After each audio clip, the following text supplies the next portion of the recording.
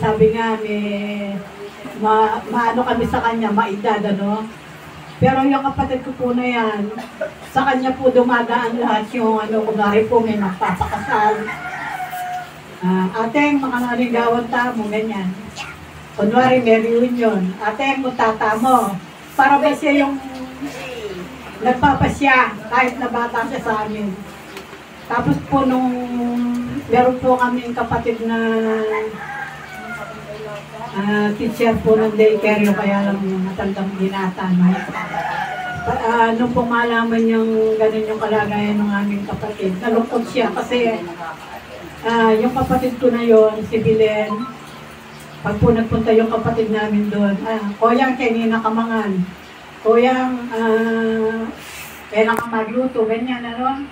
Kaya nung pong magkaroon ng problema si Bilen sa ganun karamdaman, unang-una pong nalungkot yun. Paano na raw kaya siya, gano'n, ano? Balaot niya, manyatin niya, kaya ako nga po, malayo raw ako.